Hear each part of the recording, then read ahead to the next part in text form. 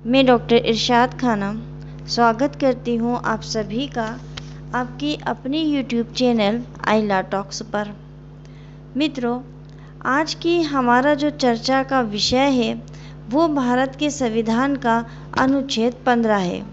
जैसा कि आप सब लोग जानते हैं, भारत के संविधान में नागरिकों को और व्यक्तियों को कुछ मौलिक अधिकार दिए गए हैं, मूल अधिकार दिए गए हैं।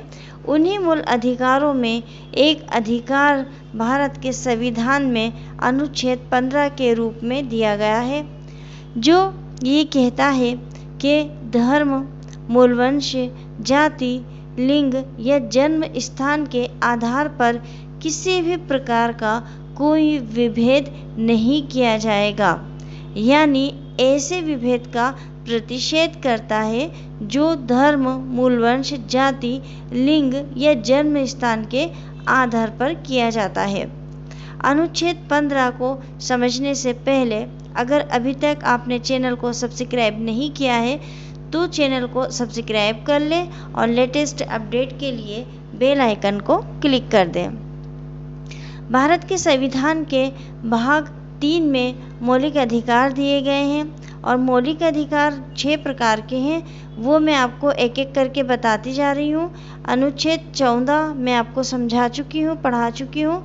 आज हम अनुच्छेद 15 की बात करेंगे।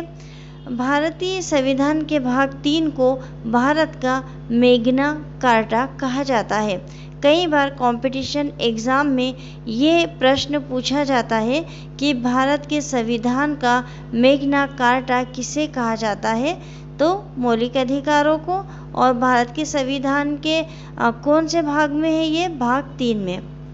ये अनुच्छेद भारतीय समाज में वर्षों से चले आ रहे जाति, धर्म, लिंग और जन्म स्थान आदि के आधार पर भेदभाव को रोकने की बात करता है। अब हम देखते हैं भारतीय संविधान के अनुच्छेद 15 में क्या कहा गया है।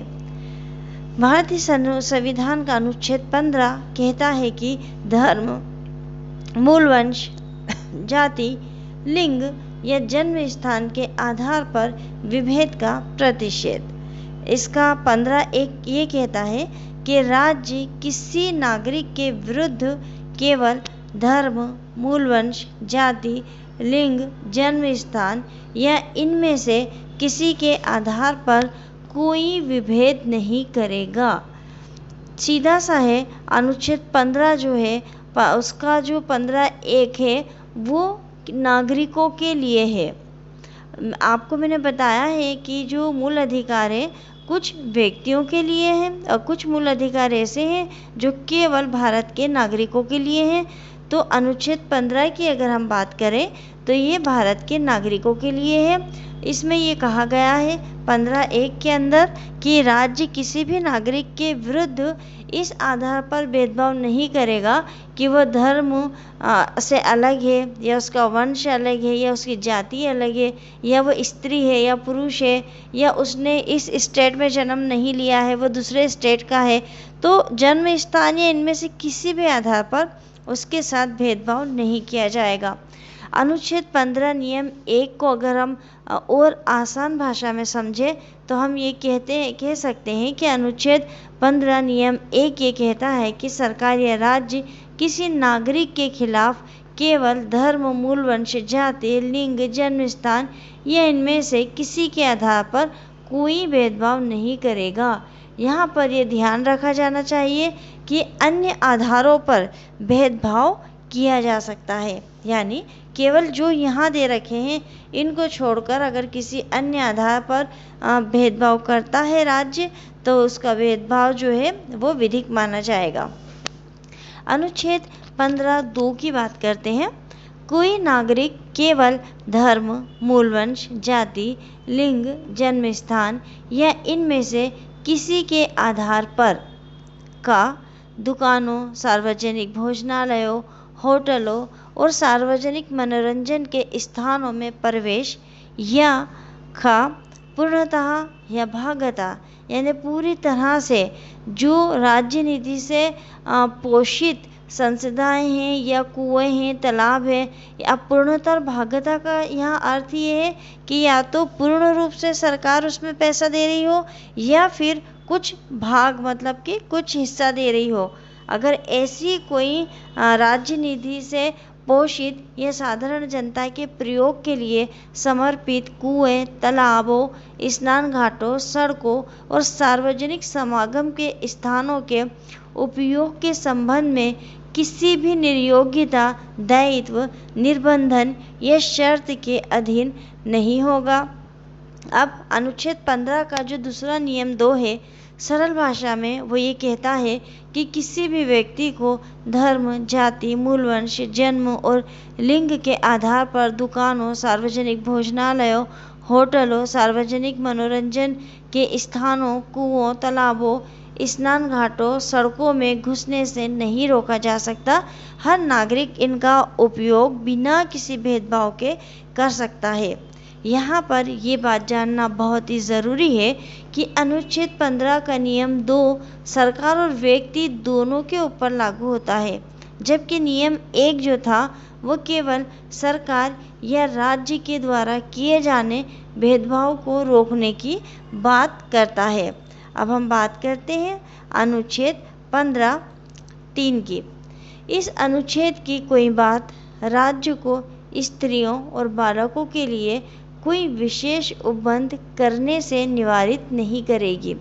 अनुच्छेद 15(3) जो है ये अनुच्छेद 15 का या 14 की जब हम बात करते हैं समानता के अधिकार की, तो उसके अपवाद स्वरूप भी इसको लिया जाता है। कई बार ये क्वेश्चन भी कंपटीशन एग्जाम में पूछा जाता है कि जो अनुच्छेद 14 में समानता की बात कही गई है, वो समानता की बात जो है अनुच्छेद 15 में आके खत्म क्यों हो जाती है। अनुच्छेद जब संविधान का आर्टिकल 14 जो है भारत के संविधान का अनुच्छेद 14 जो है वो समानता कहता है कि सब एक समान है। तो फिर यहाँ हम अनुच्छेद 15(3) में क्या कह रहे हैं कि स्त्री और बालकों के लिए कोई विशेष उपबंध अगर बनाना चाहे तो राज्य बना सकती है। 15(3) के अनुसार यदि महिलाओं और बच्चों के लिए स्पेशल प्रोविज़न बनाए जा रहे हैं तो अनुच्छेद 15 ऐसा करने से नहीं रोक सकता है। जैसे महिला आरक्षण या बच्चों के लिए मुफ्त शिक्षा।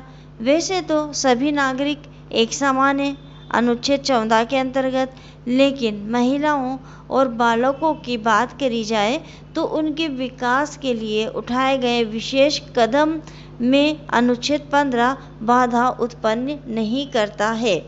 अब हम अनुच्छेद 15(4) को देख लेते हैं कि अनुच्छेद 15(4) में क्या कहा गया है।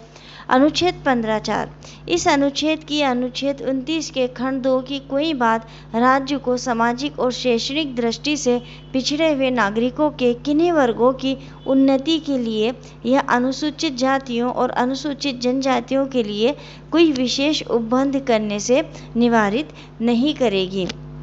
अनुच्छेद 15(4) राज्य ये कहता है कि राज्य जो है वो सामाजिक और शैक्षणिक रूप से पिछड़े वर्ग SC ST OBC के लिए अगर चाहे तो स्पेशल प्रोविजनल बना सकते हैं। अगर वे कमज़ोर वर्ग के लिए कोई योजना बनाते हैं तो ये अनुच्छेद 15 का उल्लंघन नहीं होगा।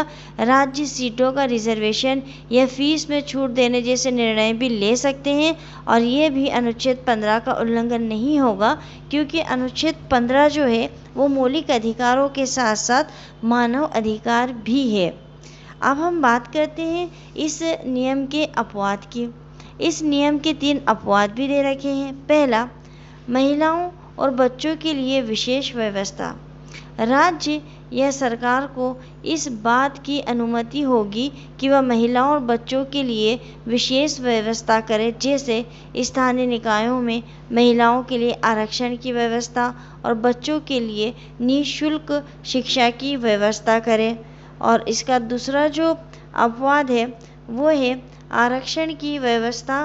राज्य को इस बात की अनुमति होगी कि वह सामाजिक और शैक्षणिक रूप से पिछड़े हुए जो हैं SC ST और ओबीसी वाले यानी कि अनुसूचित जाति और जनजाति वाले जो लोग हैं, ओबीसी वाले जो लोग हैं, उनके सामाजिक और शैक्षणिक रूप से वो पिछड़े हुए हैं, तो उनके लिए विशेष उपबंध कर सकता है, जैसे विधानमंडलों में सीटों का आरक्षण, सार्वजनिक शैक्षणिक संस्थाओं में शुल्क से छूट प्रदान करना, तो ये कर सकता है राज्य। और तीसरा, राज्य को ये अधिकार है कि वह शैक्षणिक और सामाजिक रूप से पिछड़े लोगों यानी कि वही ओबीसी, एससी, एसटी के लोगों के लिए शैक्षणिक संस्थाओं में जो राज्य से अनुदान प्राप्त हैं, निजी हैं या अल्पसंख्यक हैं, उनमें प्रवेश के लिए छूट संबंधी नियम बना सकता है।